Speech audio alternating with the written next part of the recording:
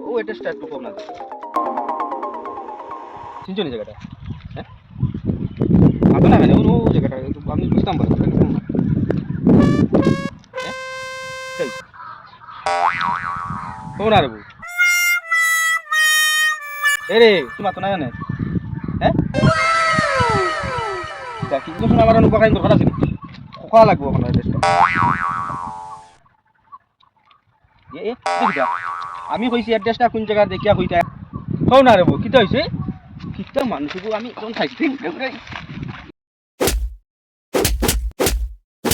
কিটা হইছে মাইল লাগাইছো কিটা লাগি তোমরা হ্যাঁ